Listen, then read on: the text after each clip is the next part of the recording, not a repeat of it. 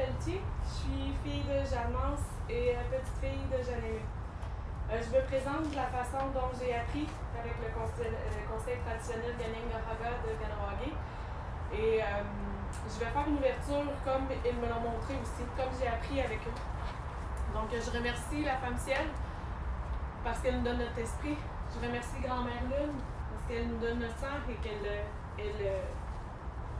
elle conduit toutes les eaux sur Terre. Je remercie notre Terre-Mère parce qu'elle nous donne notre corps. Et je remercie les femmes du plus petit bébé à la plus vieille des grands-mères parce qu'elles nous donnent notre direction et qu'elles possèdent l'autorité naturelle de la création.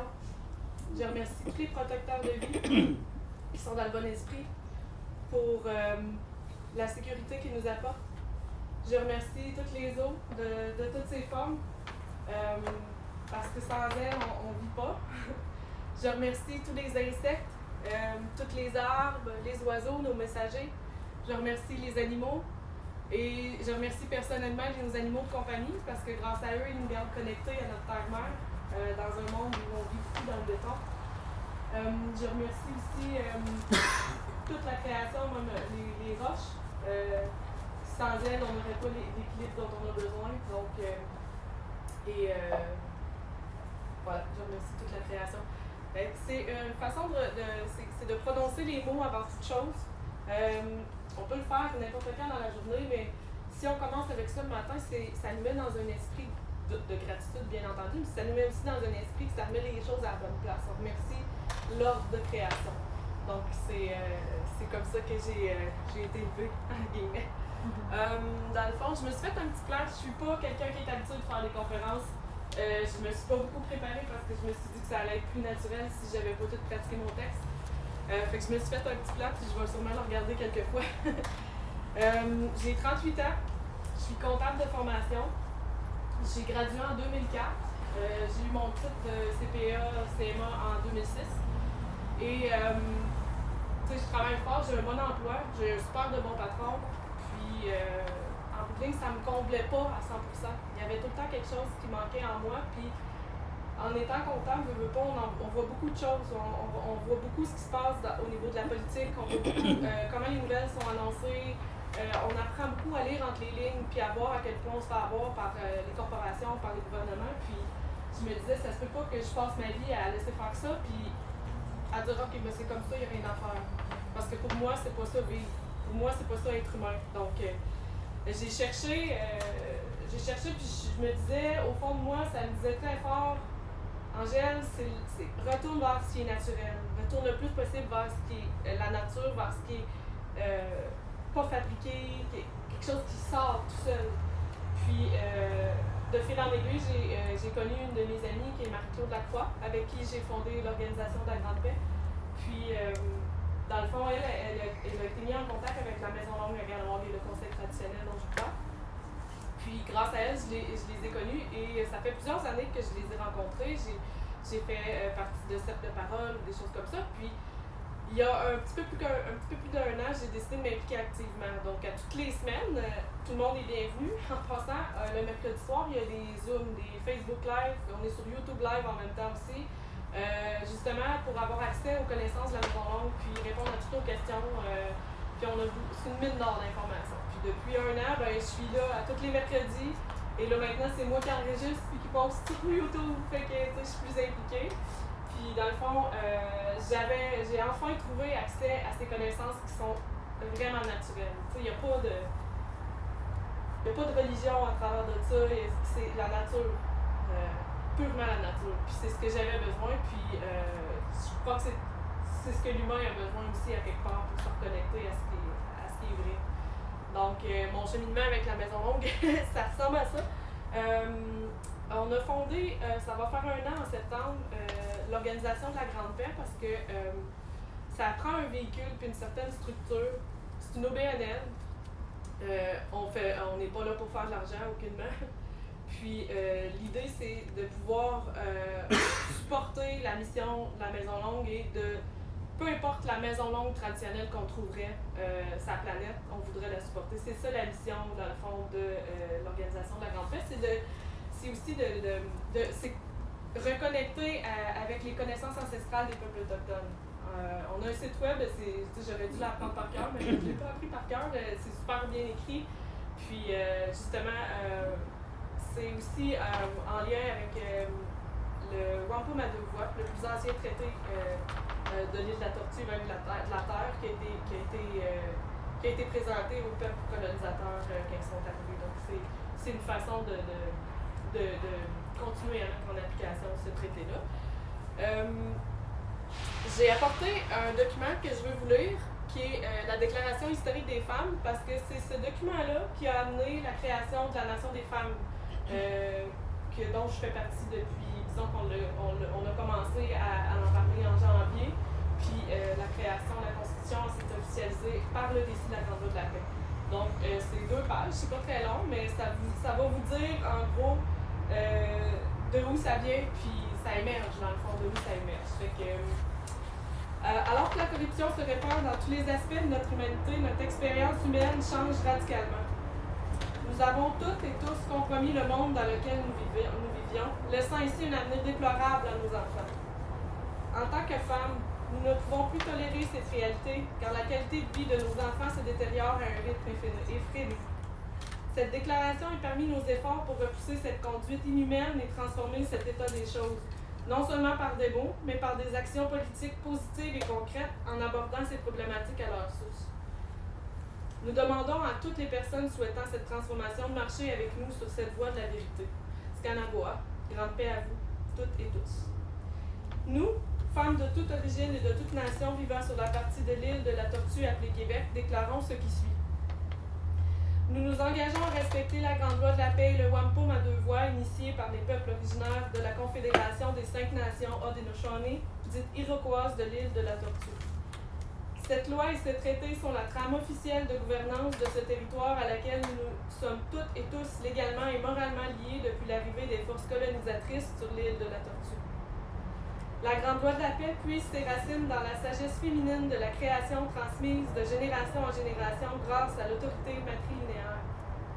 Elle assure l'équilibre en étant en parfait synchronisme avec les lois de la nature. Le Wampum à deux voix en est le véhicule. Il symbolise son actualisation dans l'unification des peuples avec respect, ouverture et harmonie. En outre, il démontre que cette loi en constante évolution est le prolongement vivant et vibrant de l'humanité. Cette loi et ce traité n'ont jamais été respectés par les régimes politiques institués sous la couronne britannique. Ce non-respect est indéniablement une des principales sources et causes de la corruption omniprésente dans notre société. Toutes les actions passées et présentes commises au détriment de l'environnement vont à l'encontre de ces ententes ancestrales fondamentales et inaltérables. Par ailleurs, les ingérences à l'égard des peuples originaires, incluant le système électif des conseils de vente et toutes les structures imposées par ces derniers, sont illégales. Pour restaurer notre intégrité, nous exigeons de la couronne britannique et de toute autre nation du monde venue imposer illégalement leur régime politique sur l'île de la Tortue qu'elle cesse dès maintenant la destruction massive de notre terre mère. Nous demandons réparation pour les ravages causés par l'exploitation abusive des forces vitales de la nature, dites ressources, ainsi que pour toute ingérence dans la culture de ces peuples. Nous nous déclarons sœurs alliées des peuples originaires et refusons formellement toute forme d'emprise à leur endroit. Nous réclamons que soit reconnu sur le champ leur titre de gardien de la terre. Nous nous engageons à honorer les responsabilités qui nous incombent à toutes et à tous en tant que signataires officiels et légaux du traité de paix Wampum à deux voix. Nous dénonçons le non-respect de ce traité qui engendre des relations humaines malsaines. Nous nous engageons à rétablir le seul processus décisionnel légal créé sous la Grande Loi de la Paix qui représente la véritable voix du peuple sous la forme de conseils traditionnels. Puisque chaque voix est respectée et honorée et que toutes les décisions sont prises par consensus sur la base du savoir ancestral des peuples originaires, ce processus permet l'application immédiate des solutions issues de ces conseils. Nous refusons toute forme de manipulation génétique et chimique dans le secteur agroalimentaire et pharmaceutique. Nous exigeons que cesse l'élaboration de stratégies malsaines imposées à la population et à tout être vivant au détriment des lois de la nature. Nous refusons toute forme de manipulation au regard de l'éducation, de l'information et de l'industrie militaire. Nous exigeons que cesse toute action malhonnête, quelle qu'elle soit. L'hypersexualisation de nos enfants, le conditionnement, l'asservissement et l'appauvrissement de la population, la mondialisation et toute forme d'aliénation sont totalement inacceptables. Nous condamnons toute initiative de colonisation actuelle et future, incluant celle planifiée sur la Lune et dans l'espace par les corporations. Nous exigeons la mobilisation intégrale de ces énergies et ressources à la restauration de l'état de santé critique de notre terre-mère et à sa protection. Nous nous dissocions de toute manœuvre générale en guerre, acte immoral et cruel, et exigeons qu'elle soit entièrement consacrée au rétablissement de la paix à l'échelle planétaire. Nous déclarons que nous choisissons la paix et refusons la guerre, que nous choisissons l'intégrité et refusons la corruption, et que nous choisissons l'amour et refusons la haine.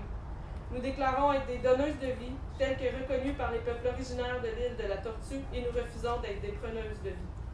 Nous affirmons notre liberté personnelle et collective et nous refusons toute forme d'influence religieuse. Nous, femmes de toute nation et origine vivant sur la partie de l'île de la Tortue appelée Québec, invitons les peuples du monde entier à se joindre à nous. Nous affirmons qu'il va de la survie de notre humanité que la planète entière se rallie à cette déclaration afin de rétablir la stabilité, l'équilibre et la paix. L'allégeance exclusive à la grande voie de la paix et au Wampum à deux voies, ainsi que l'alliance avec les peuples originaires représentent les plus beaux cadeaux que nous puissions offrir aux générations futures et à toute forme de vie sur Terre. La déclaration a été initiée par Marie-Claude Lacroix, une liaison Wampum à deux voies pour le conseil traditionnel Kanien'kehá:ka Mohawk. Ça a été écrit en octobre 2017. Cette déclaration-là, c'est moi.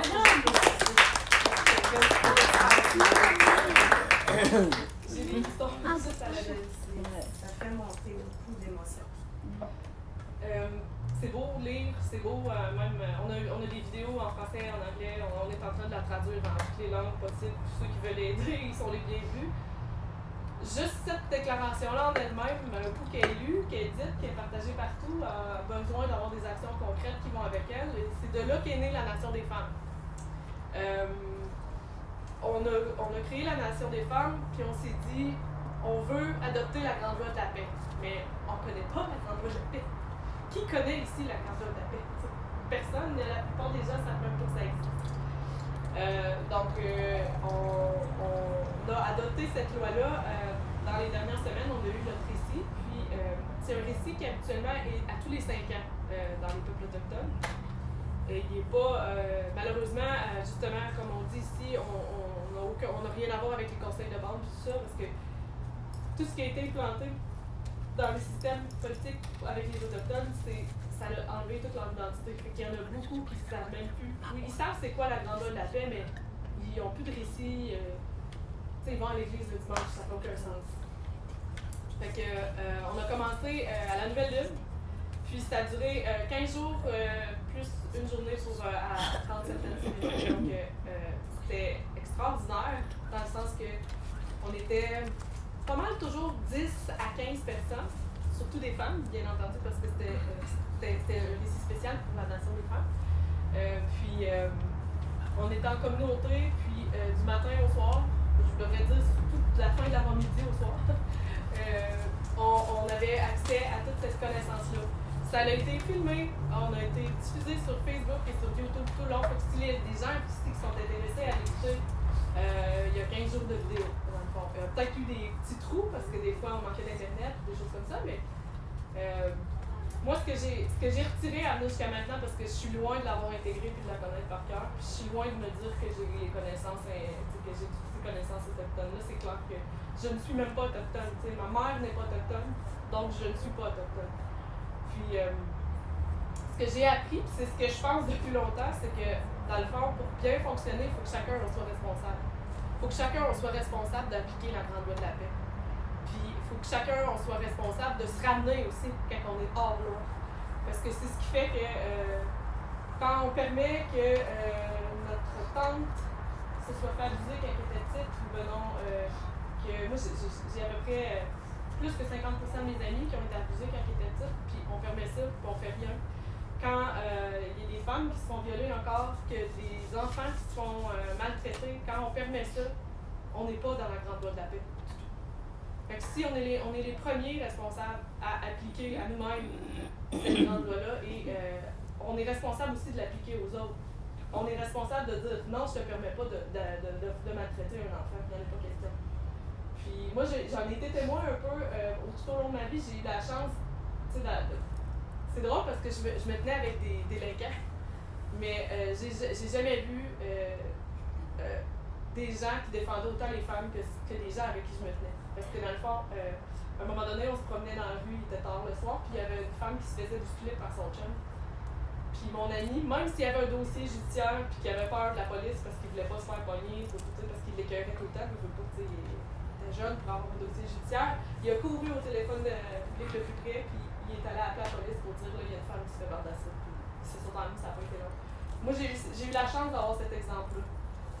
Mais c'est pas tout le monde qui a cette chance-là, malheureusement. Donc, c'est ça. Le récit, comment je pouvais dire à part ça? Tellement d'informations à travers ça. On apprend comment fonctionner sous forme de conseil traditionnel, qui est dans le fond, au niveau. Il y avait 5 nations iroquoises. Et chacune des nations pouvait avoir des clans différents. Dans le cas des Mohawks, qui ont la tortue, le loup et l'ours. La tortue, au sein de la nation des femmes, je fais partie du clan de la tortue pour le moment. Je ne sais pas si présentement c'est encore temporaire parce qu'on étudie on étudie nos traits pour savoir dans lesquels on serait le mieux. Mais si on était autochtone, notre clan nous serait donné par notre mère. Mais là, c'est pas le cas. Fait que comme on veut apprendre à fonctionner comme les peuples traditionnels, ben, on doit se constituer sous forme de conseil puis utiliser les clans pour faire des délibérations comme ils nous l'ont expliqué. Fait que dans le fond, la tortue, c'est elle qui est propriétaire de la maison. Le clan de la tortue est propriétaire de la maison, puis est gardien du feu du conseil. Fait que, puis, tu sais, physiquement, c'est les tortues qui font le feu. Fait que pendant 15 jours, on s'est occupé du feu, nous autres. Je me suis occupée de filmer aussi. Les loups, eux, c'est les initiateurs. C'est eux qui initient les actions, qui apportent les sujets à discuter aussi. C'est pas qu'ils sont tout seuls de leur côté, puis ils pensent que c'est ça qui est important, puis peu importe ce que les autres disent, c'est qu'ils vont ramasser toutes les pensées de tout le monde pour rapporter un ordre du jour au conseil. Et en gros, c'est ça. Les ours sont le clan de la médecine, c'est les délibérateurs. Fait que quand les loups présentent quelque chose aux ours, les ours délibèrent et ramènent aux loups, pendant que les tortues vérifient et s'assurent que tout respecte la grandeur de la paix. Fait que, en fin de semaine, on avait un conseil, on en a un autre en fin de semaine prochaine parce qu'on a d'autres actions à discuter. Puis j'ai eu la chance justement de pouvoir appliquer pour la première fois le processus de vérification. Puis c'est assez étonnant de voir que même si j'ai l'impression que je connais rien, j'ai été capable d'identifier il y a peut-être possibilité de corruption ici. Je l'ai dit, puis tu sais, c'est comme. Ça remonte tout seul, c'est des connaissances qui sont pas bien loin parce que je suis certaine que dans chacun des Québécois, il y a un peu d'autochtones. Parce que, surtout les francophones, parce que quand les francophones sont arrivés, oui, ils étaient colonisateurs. Ils ont eu une méthode, une façon de travailler. Ils n'ont pas eu le choix, ils seraient morts sinon avec le froid. Ça l'a créé nous, les Québécois, qui on a un statut spécial pour appliquer le wampum à 2 voix. Je suis pas la meilleure là-dedans non plus, mais à cause qu'on n'est pas dans la Constitution canadienne, on est comme puis qu'on est signataire légal du wampum à 2 voix, on a plein de pouvoir légal de le faire appliquer. Puis plus qu'il va y avoir des gens au courant, puis tu sais, encore là, je suis pas spécialiste là-dedans. Puis mon contact au conseil traditionnel, il va se faire un plaisir de répondre à toutes vos questions puis de vous aider à l'appliquer parce que on peut l'appliquer dans n'importe quelle question qu'on n'est pas d'accord. Par exemple, j'ai un ami qui était contre la piquerie, qui voulait se faire dans Saint-Roch. Mais il aurait pu utiliser le wampum à 2 voix. Parce qu'à quelque part, c'est quelque chose qui est contre. À la fin. Si je comprends bien, tu viens de dire les francophones au Québec, à cause que collectivement, on n'a pas signé la réforme constitutionnelle du début des années 80, ça nous rend admissible légitimement à utiliser le wampum à 2 voix. Ce ne serait pas le cas si on était officiellement signataire puis complètement d'accord avec le projet fédéral constitutionnel. En fait, on a un statut spécial. Okay. Tous les gens qui vivent ici, ils pourraient l'appliquer. Parce qu'en fait, le wampum à 2 voix, c'est. Là, je n'ai pas d'exemple, j'aurais voulu préparer des photos, puis j'ai manqué de temps un petit peu. Puis dans le fond, on voit clairement, c'est comme une ceinture avec 2 voies dessus. Puis l'idée, c'est que chaque peuple palliait dans son canot sans interférer. Donc, on peut venir dire, là, t'interfères. Puis le wampum à 2 voix dit, tant et aussi longtemps qu'il va y avoir de l'eau sur Terre, qu'il va y avoir, que le soleil va briller, vous devez respecter le Wampum à 2 voies. Le Wampum à 2 voies, il est basé sur la Grande Loi de la Paix qui dit qu'on ne détruit pas la terre-mère. N'importe qui peut dire à la couronne britannique, là, tu respectes pas le Wampum à 2 voies, tu respectes pas ta parole, fait que, c'est sûr, comme je dis, je suis pas spécialiste là-dedans. Je pourrais retrouver, je sais qu'on en a parlé, faudrait que je retrouve, on en parle, dès qu'il y a quelqu'un qui vient sur les Zooms et qui pose cette question-là, on en reparle. Parce que c'est quelque chose d'important, parce que quelque part, surtout sachant qu'au Québec, on a comme comment je pourrais dire, on a un statut spécial à cause de ça, parce qu'on est comme une nation. Puis aussi, au niveau géographique, le fleuve Saint-Laurent est considéré comme l'artère principale de la Terre-Mère. Fait qu'il y a comme quelque chose au niveau naturel. Je me chante quand je change de temps. Oui, c'est ça. Moi aussi, ça m'a fait cet effet-là. Puis dans le fond, aussi, là, je déroge un peu de... Bon, je suis pas mal rendue là, mais c'est ça. Fait que la Nation des femmes s'est constituée très récemment, puis on accueille les gens qui sont... les femmes qui sont intéressées. Puis c'est sûr qu'éventuellement, on va avoir besoin d'hommes, parce que pour avoir une nation équilibrée au niveau du conseil, on a besoin d'hommes aussi. Et on a besoin de chefs, tout ça. Fait que je sais que ça va appeler à se développer. Puis on a déjà quelqu'un, justement, en Angleterre, qui fait partie de la Nation des femmes, puis elle est avec nous sur Internet. Elle est venue pendant 2 semaines. C'est une femme extraordinaire. Elle a même amené une peau de bison qu'elle a tannée elle-même. J'ai des photos de ça. Je pourrais peut-être les mettre sur l'événement. Je pense que ça pourrait être intéressant. Je pense que c'est important de juste apporter la précision que c'est Angèle, c'est pas de sa faute si elle n'a pas eu le temps de tout bien préparer. C'est que je l'ai talonnée depuis 1 semaine et demie. Elle vient juste de revenir de Kanawaki. Et là, ça fait 2 semaines que je parle par Messenger, il faut absolument que tu viennes en parler. Et on va repréparer une rencontre plus étoffée à l'automne. On va tu sais, où elle va avoir eu le temps de bien tout faire une présentation, mais je trouvais ça important aujourd'hui qu'elle vienne nous parler à chaud de son expérience. Donc, aussi, voilà. J'ai senti effectivement que Chantal elle voulait me réinviter, mais quand tu vas me réinviter, c'est clair que je serai pas toute seule. Je vais apporter le conseil traditionnel avec moi, puis là, je vais filmer. Parce que c'est important que tu mentionnes qu'ils sont d'accord pour ce que tu représentes ça aujourd'hui. Oui, je suis considérée...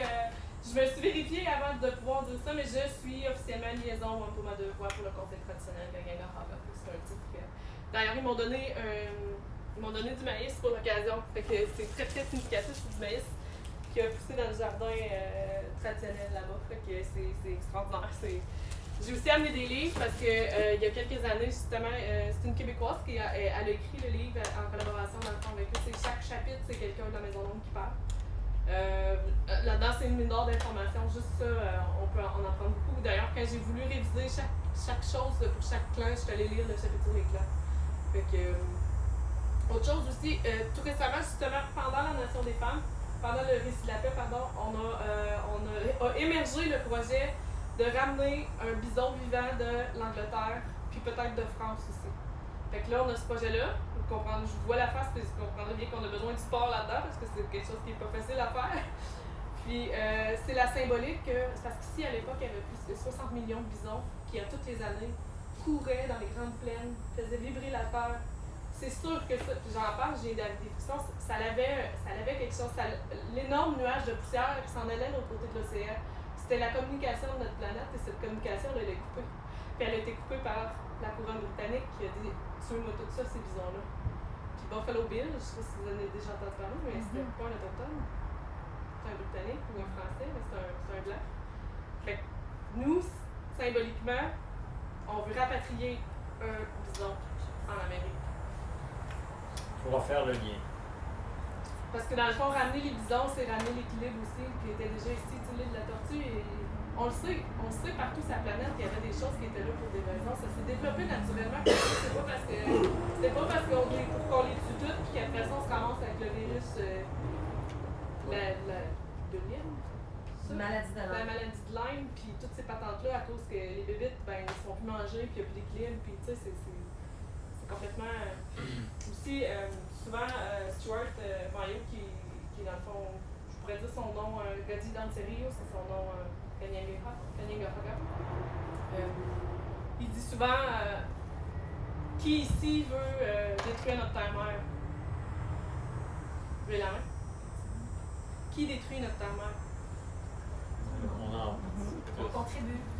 Fait qu'on a direct là la preuve qu'on veut quelque chose, mais on fait complètement l'opposé. Puis ce qu'il faut, c'est revenir à ce qu'on veut vraiment. Puis l'autorité matrilinéaire, elle sert à ça. Nos mères ne veulent pas faire la guerre. Moi, je me souviens de ma mère quand j'étais petite. Elle a me chicaner! Constamment. Fait qu'elle nous ramenait à ça. Fait que le projet Buffalo, c'est pour justement, symboliquement, mais en même temps, je pense que ça. Il y a quelque chose qui est en train de se passer à ce niveau-là. Ouais. Puis, ce sera pas long, j'ai presque fini. L'autre projet aussi qu'on a, c'est au niveau de la protection de la lune. Parce que, je ne sais pas si vous êtes au courant, il y a beaucoup de gens qui ne sont pas au courant. Malgré que dans les derniers mois, il y a eu beaucoup d'articles à ce sujet-là. Mais ils ont le projet de coloniser la Lune. Ils veulent des bases lunaires, puis ils veulent que les gens vivent sur la Lune. Ils veulent s'en servir comme poste d'essence aussi pour aller plus loin. Mais tout le monde qui est constitué d'eau sait que la Lune a une énorme influence sur la Terre, puis sur les marées aussi. Puis que si on se met à enlever des chips de Lune un peu partout, moi je pense qu'elle est constituée justement, elle a une relation intime avec la Terre. C'est pour ça qu'on dit que c'est notre grand-mère. La Terre, c'est notre mère. Ben, moi, j'ai pas envie de tuer ma grand-mère. Puis, on offre justement, c'est ce que j'aimerais, quand on va revenir, c'est ce que j'aimerais qu'on fasse, c'est on offre des enseignements de la Lune, justement, sur des enseignements ancestraux par rapport à la Lune et à sa relation avec la Terre et le Soleil. C'est super intéressant. Là, présentement, on a une vidéo, un enseignement éclair de 30 minutes sur vidéo, mais il est en anglais, on est en train de le traduire. Mais ceux qui comprennent l'anglais, je vous invite, vous pouvez aller sur le site YouTube de Greenpeace.org. Puis je peux tout vous donner des informations. Puis dans le fond, le vidéo est déjà là. Fait que ça, c'est un autre projet qu'on a, qui est un projet constant depuis 2009 de la Maison Longue, parce que ça fait depuis 2009 qu'ils ont identifié que c'est ça qu'ils voulaient faire, puis à cette époque, qu'ils voulaient coloniser la Lune, puis à cette époque-là, ils se sont fait très en face. Mais c'est direct ça qui est en train de se passer. Ok, voilà. C'est ce que j'avais à dire. Je sais pas si j'ai fait une demi-heure. J'ai peut-être parlé trop vite. Non, ça à peu près, c'est parfait. Et que là, il y a des gens, je suis certaine, plein de personnes. En fait, je veux vraiment te remercier, Angèle. Je sais que c'est précipité, que tu viens juste de revenir, mais je suis certaine que tu suscites plein de questions et d'éveil. Alors, allez-y avec vos questions. Ben, je vais répondre à vos questions, puis après, ben, je vais faire la fermeture comme je l'ai appris avec le conseil fractionnel. Je vais y aller de mon information, c'est pas une question. Ouais. J'en aurais plusieurs, mais d'autres vont me poser des questions. Ah, vous viendrez Il y a 5 ans, 6 ans, le gouvernement Harper, il a fermé plein de centres de recherche sur des choses. Entre autres, il a fermé la ferme Chappet à Lévis. Je sais pas si tu connais ça. À côté de chez nous. Hein? C'est pas c'est quoi? Hein? C'est à côté de chez nous, c'est à côté de la rivière Chemin. Ouais, c'est ça. Bon. Je ne sais J'avais pas si tu es au courant du fermé, dossier. Moi, j'ai dit à Marie-Lily Lacroix, qui est une Inou de la région de Québec, Qui connaît ma Claude Lacroix? Oui. j'ai dit il y a quelques années de faire des démarches pour que ce site-là soit cédé, okay, avec une vocation en lien avec les cultures, puis qu'il soit confié d'abord à des femmes autochtones pour la gestion. Alors j'ai dit ça comme j'avais ça comme instinct il y a quelques années. Il ne s'est rien passé politiquement parce que c'était supposé être déjà vendu depuis 2 ans par la Société immobilière du Canada. Alors, elle a écrit à tous les politiciens, le savent, tous les ministres, mais les derniers, par contre, ont démissionné. Mais ils ont tous eu elle a eu des accusés-réceptions. Alors là, il y a un enjeu électoral. Ils viennent de donner une bâtisse qui vaut 5-6 millions à l'île de Québec pour une pièce. Et la ferme Chappet va être donnée à la Nation des femmes. Ça serait logique. Et particulier, ben ça serait pas juste à toi. Vous seriez les gardiennes. Exactement. Mais ce qui est particulier, c'est que la ferme Chappet a été une quarantaine. Ça serait une belle place pour installer un bison. Qui arrive d'Europe. Ça a été une quarantaine? Ça a été une quarantaine. Ça a été la vocation de la ferme Chappet longtemps, jusqu'à assez récemment. C'est ça pour ça que c'était pas accessible au public. C'était de la recherche agronomique, mais aussi de la quarantaine. S'ils faisaient des tests avec des plantes qui venaient d'ailleurs ou des animaux, ils étaient obligés de passer là. Donc, Alors ça, c'est tous les équipements fini. sont déjà là. Hein? Tous les équipements sont déjà là. Ouais, ça commence à être magané, mais il y a beaucoup d'affaires et ça a toujours eu un historique isolé, protégé. Alors, vous avez un gros argument. Là. Ouais. Et puis, je pense qu'il n'y a pas un politicien qui peut dire non aux femmes autochtones aux gestes de réparation. C'est pour ça que ça n'a pas bougé, je suis certain, parce que dire vendre ça à quelqu'un d'autre, ça serait un scandale à rajouter de plus. Ok. Mais là, tu as un projet fabuleux. Parce que Marie-Émilie dit c'est quoi qu'il faudrait présenter comme projet? Là, c'était trop général, ça prenait quelque chose de fin. Ben, tu arrives avec quelque chose Elle de devait fin. être ici ce soir, Ah elle oui? pouvait pas, oui. Mais t'as-tu dit qu'elle connaissait Marie-Claude? Ben oui. Donc, non, contactez-les, puis réécrivez à tous les politiciens à la campagne électorale. Prenez l'engagement, vous cédez ça pour une pièce. On a de quoi, on va faire de quoi d'intelligent avec pour sauver la planète. Puis vous allez avoir tout le monde de votre bord. Même le maire de Lévis, il était jaloux de l'avoir, mais il serait content que ça ne devienne pas une patente Un autre bloc. juste parce qu'il y a en masse de place pour faire de spéculation immobilière à Lévis ailleurs que.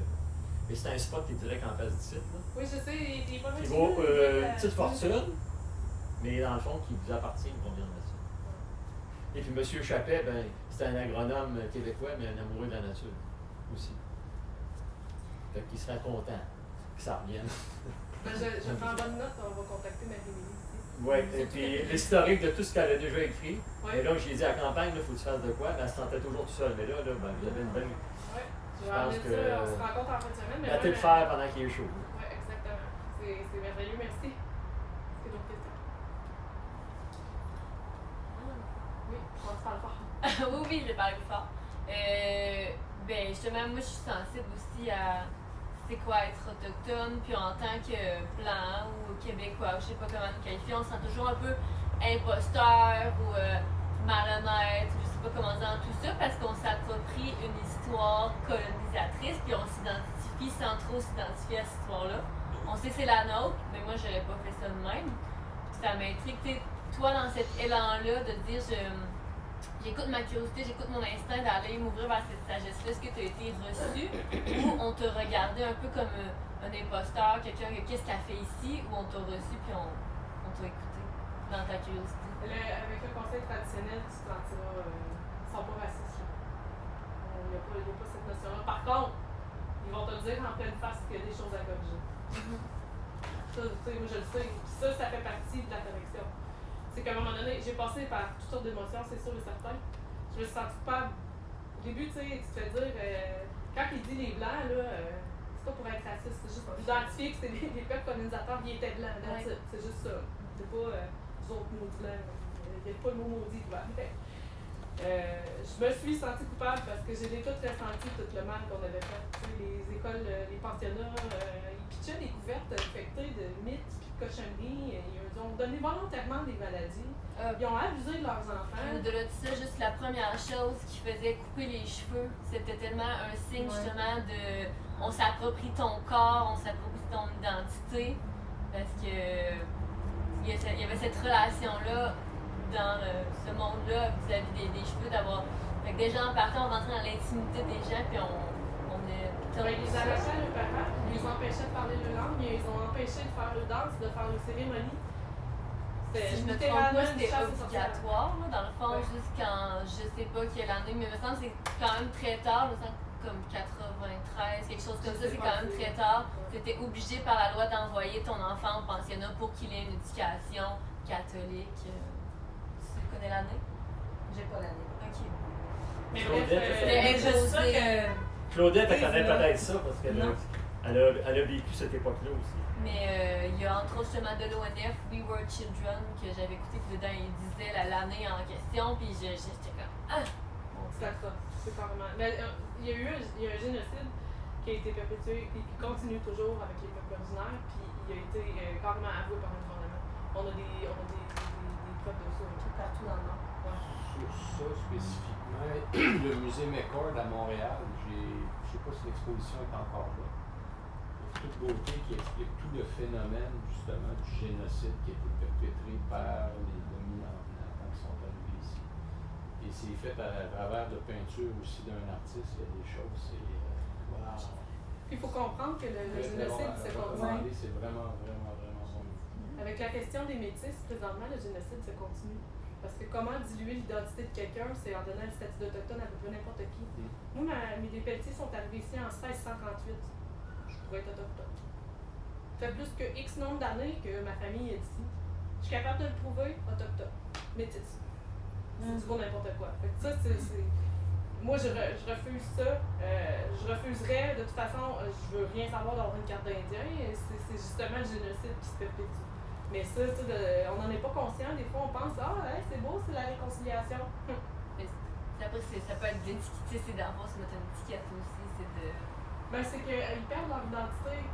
Parce que nous, on n'a pas été élevés en maison longue, on n'a pas été élevés comme des autochtones, on n'a pas été élevés dans les cérémonies. Donc, on n'a pas d'identité autochtone. C'est relativement simple quand tu y penses, mais ça reste que on leur a on n'a pas été élevés comme ça, mais en plus on leur a volé leur identité en leur volant leur cérémonie, leur danse et tout ça. Mais ça peut venir parce que justement la Maison Longue a conservé ses cérémonies. Fait qu'eux, ils les ont gardées vivantes. Mais ça a été la dernière femme chef qui était la mère de Stuart est décédée. Puis lui, il est le dernier debout qui porte cette connaissance-là. On en profite. On profite, on est chanceux, on est privilégié de l'avoir avec nous. Bonjour. Moi, je voulais parler sur tu vois, les revendications autochtones en Amérique latine sont très connues, mais la réflexion sur l'autochtonie, cette réflexion sur la nécessité de récupérer des principes autochtones, anciens, ça c'était des années 90. Et disons, en Amérique latine, il y avait des autochtones qui vivaient dans la tradition, même si la religion catholique avait rentré dedans, qui pouvaient, disons, faire tous ces projets de récupération de la langue, de récupération des usages, etc. Tandis qu'ici, les pensionnats avaient coupé la capacité de transmettre la culture et de transmettre la relation avec les territoires. Donc, je trouve qu'aujourd'hui, il y a une renaissance de la lutte autochtone, de cette lutte autochtone, et que je dis que c'est important. C'est important, disons, en Amérique latine, par exemple, une des thématiques qui ressort et qui s'est fait partie centrale de la lutte des organisations et des mouvements sociaux, c'est le territoire. Et le territoire, disons, c'est une lutte qui a commencé par les autochtones et par la communauté ethnique parce qu'aussi il y a beaucoup de Noirs, qui s'étaient transférés aux organisations communautaires, qui luttaient pour les territoires dans le sens où que le territoire est une logique ancestrale de pensée. Le territoire, c'est la façon dont on a appris à vivre et à interagir avec notre nature.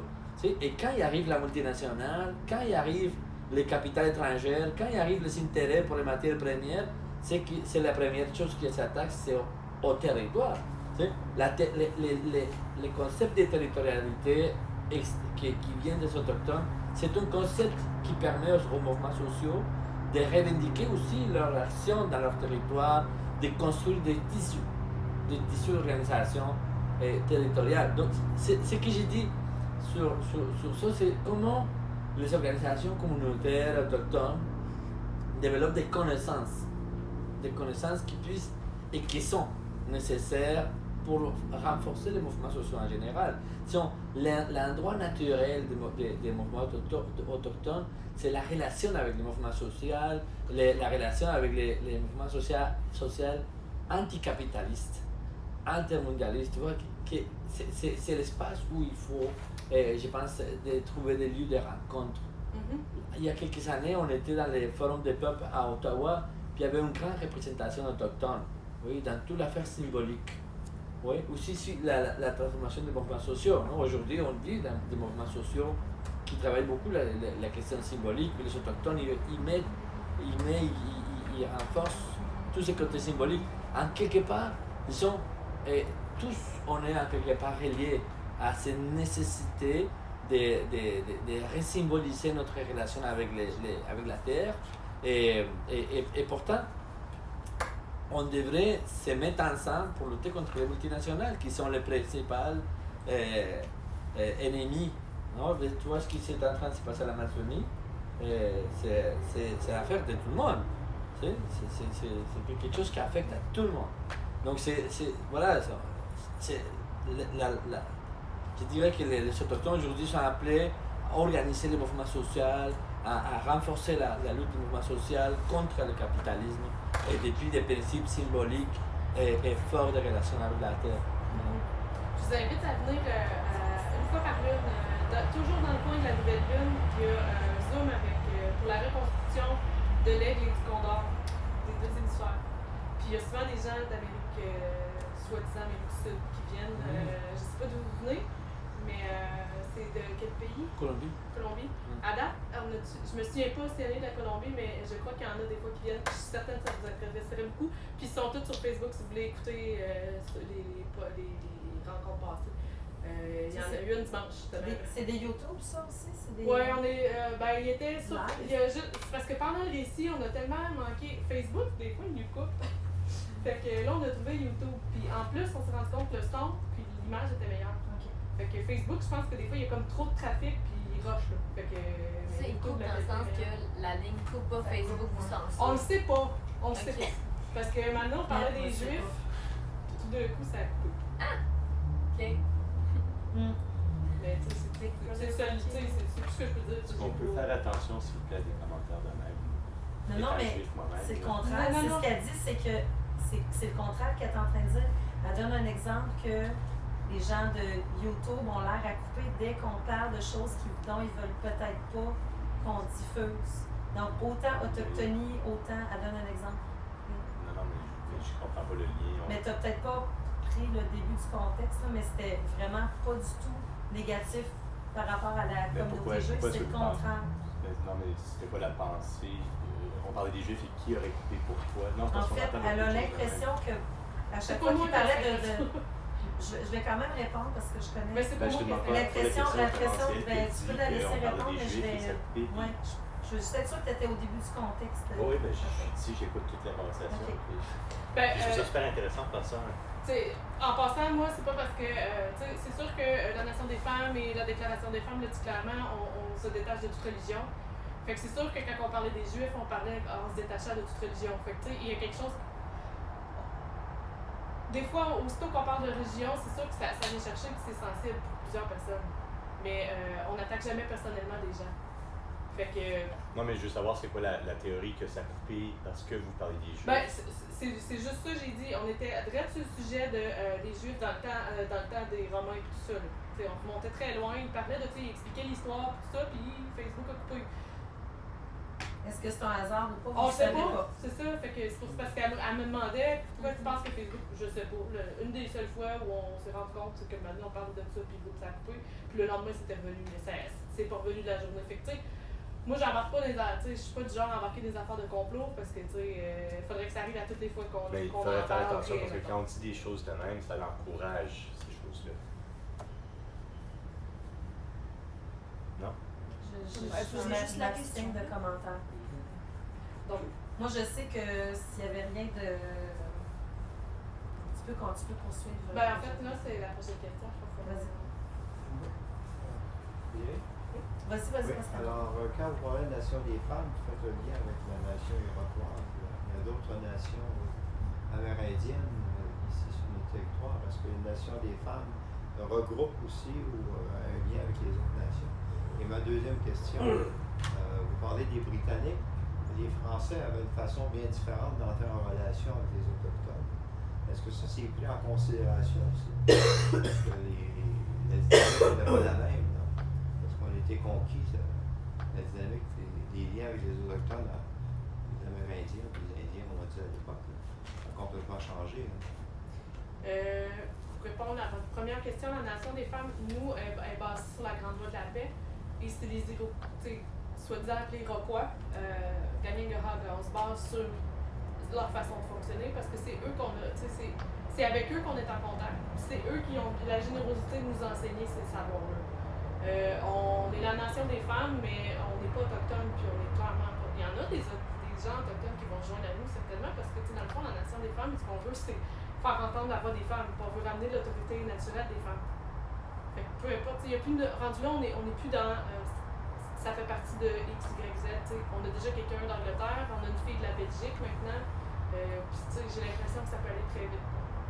Et l'autre question, c'est bizarre, j'ai déjà oublié. C'est le lien, les Français qui sont ici, qui sont nos ancêtres, bien sûr, à la grande majorité des cas, n'avaient pas le même genre de relation avec les Amérindiens, comme ça peut utiliser à l'époque, que les conquérants. Mais on était en guerre. Je me demande si c'est pris en considération. On était en guerre avec les Mohawks, c'était nos ennemis héréditaires. C'est Ben, une guerre qui a duré très longtemps, puis Champlain s'est fait embarquer malgré lui là-dedans, dans cette bataille-là. Parce que les Français ont perdu grâce aux Mohawks. les alliés, ben, c'est parce qu'ils étaient avec les Anglais aussi, les alliés des premiers colonisateurs français, il y avait déjà une guerre, autrement dit, puis on s'est fait embarquer dans le conflit qui était là. Mais fait que c'est sûr qu'il a resté des traces de mésentente. Mais en tout cas, j'habite pas Montréal, mais c'est à Montréal qu'il y a comme un conflit qui est resté là.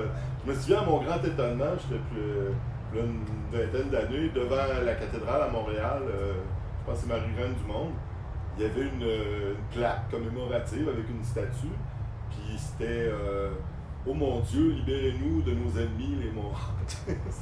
C'était écrit là, en plein centre-ville de Montréal. Je dis, oh, pour la bonne entente interculturelle, c'est pas fort là, de garder une plaque. Ça arrive, il y a beaucoup de manipulations, il y en a encore beaucoup aujourd'hui, il y en avait dans le temps.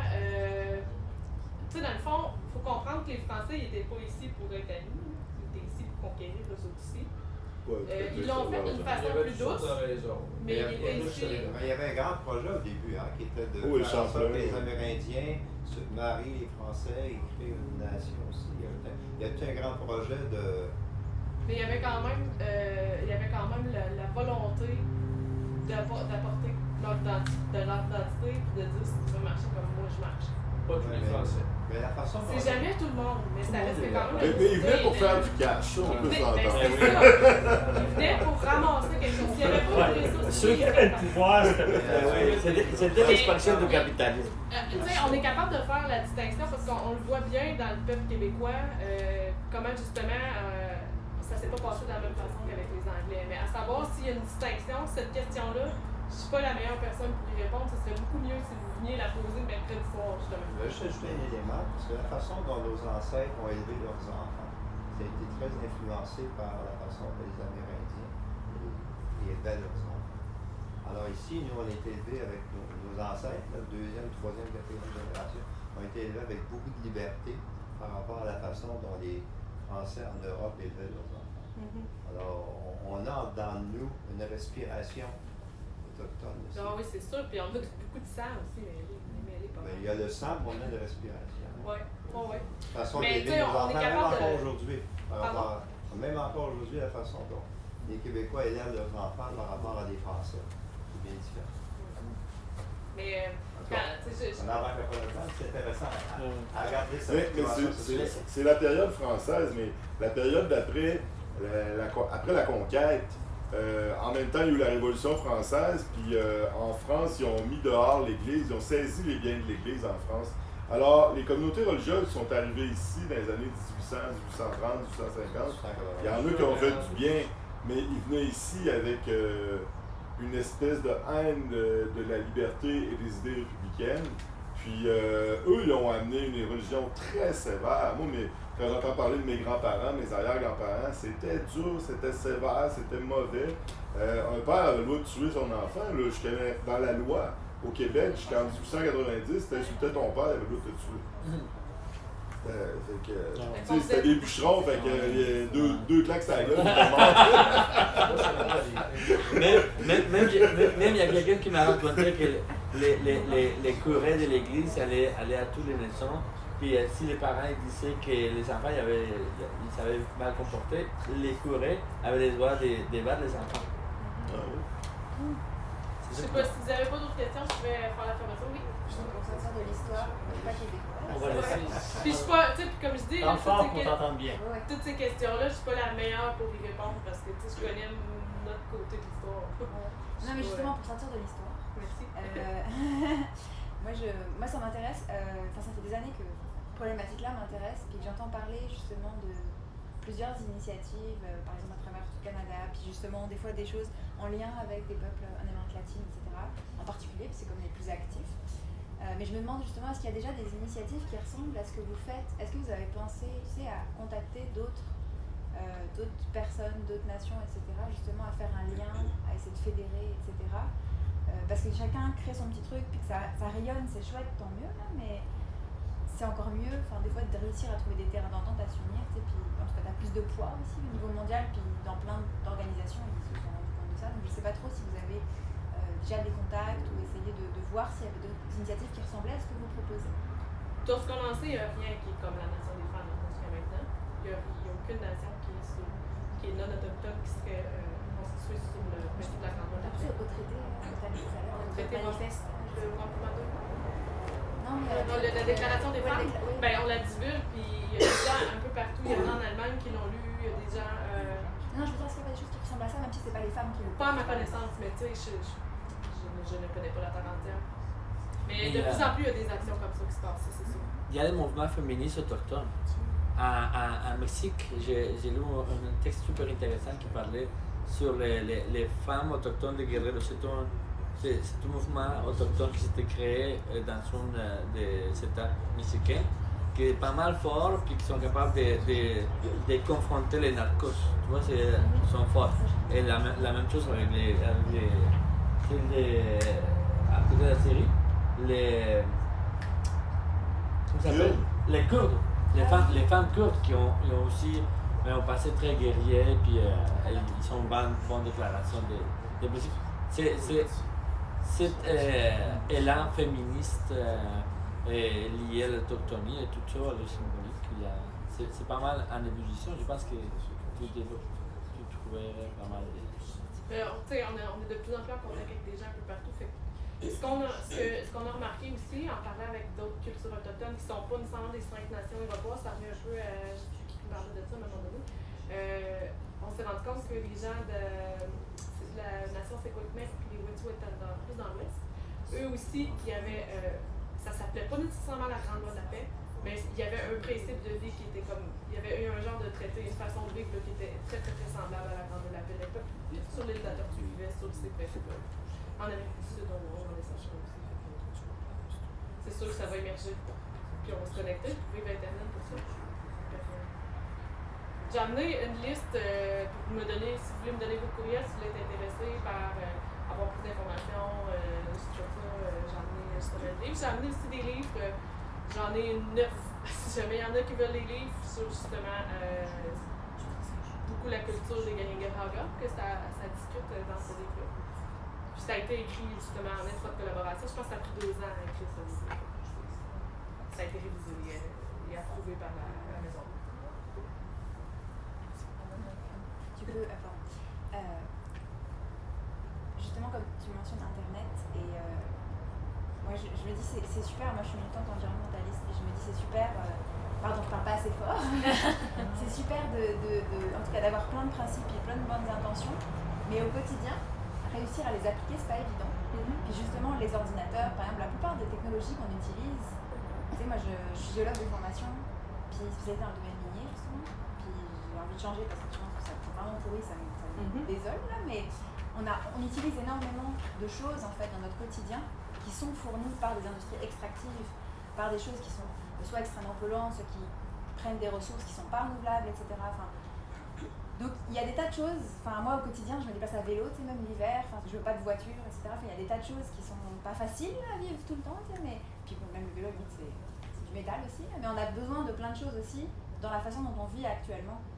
Donc comment est-ce qu'on peut faire aussi, ça c'est des choses à mon avis très concrètes sur lesquelles réfléchir, tu parlais tout à l'heure de comment on peut mettre en application des choses, mais des choses au quotidien des fois sur comment est-ce qu'on peut vivre, qu'est-ce qui dans ma vie de tous les jours justement contribue à la manière dont ça fonctionne le capitalisme actuellement, avec justement la recherche de profit, puis des choses qui vont extrêmement vite, puis qui consomment des énergies fossiles, ou qui produisent, qui extraient des ressources, etc.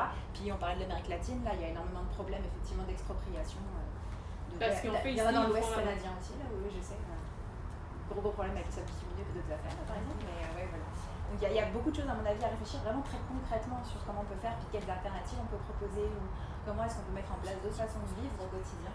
Je pense que c'est un truc vraiment hyper important à réfléchir parce que je m'aperçois, il y a plein de gens qui ont envie de sauver la planète autour de moi, là, et en fait, les petites actions qu'ils prennent, acheter bio, ça suffit pas, enfin, il y a des tas de choses qui... Voilà. Mais ça a un impact. Si je peux me permettre, je vais pas. Ah oui, c'est pas rien du tout, là, Mais c'est quand même dans un esprit de conscience, dans un esprit quand même où on est dans cette ère d'aller-là, assez fou, comme tu dis, où est-ce que, mon Dieu, on se laisse prendre par le courant même quand on veut pas, mais quand même ces petites pensées-là, ces petits gestes-là comptent. Ah non, mais c'est super. Pour moi, ça va pas assez vite, là, mais c'est super. Hein. Je dis pas, c'est déjà bien, tu vois, mais c'est justement, c'est des choses à réfléchir. Moi, je suis dans justement comment est-ce qu'on peut faire, parce qu'il y a plein de trucs. Tu sais, ici, tu as besoin d'avoir une voiture quasiment pour tout, pour te déplacer. Enfin, est-ce qu'il n'y a pas des choses auxquelles on peut réfléchir concrètement? Moi, je pense vraiment à ça, des trucs précis, là.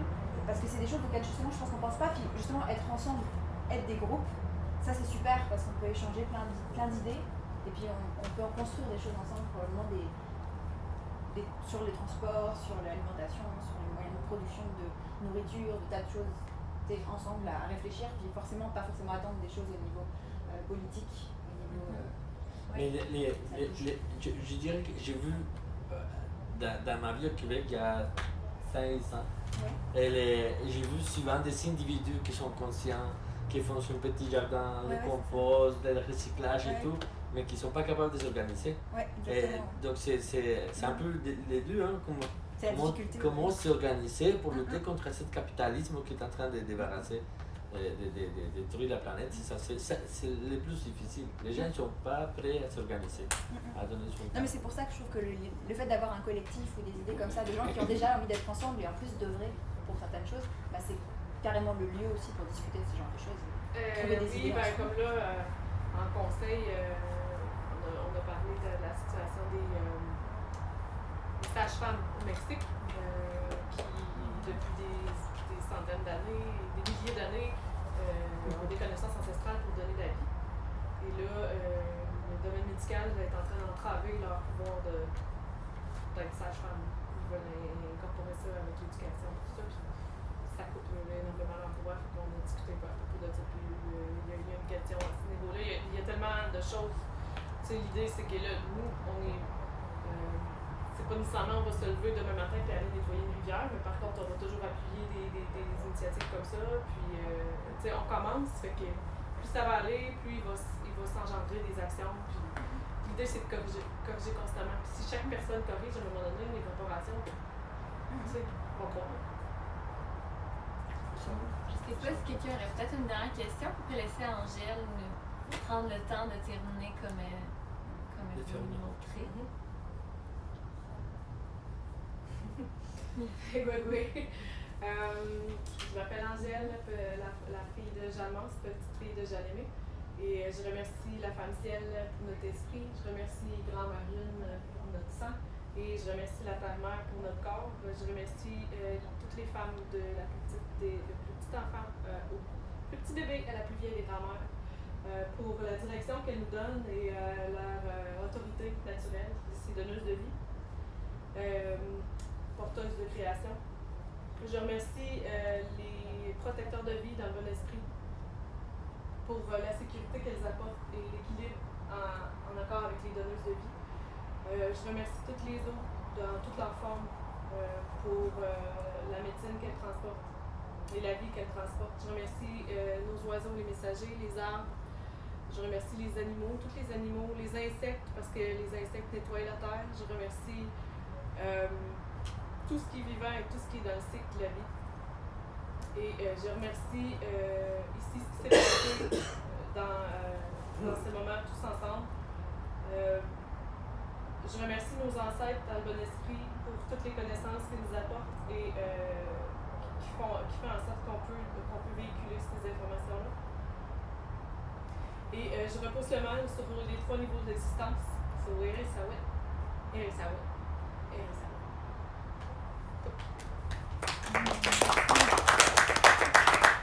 Merci d'avoir brossé la carte.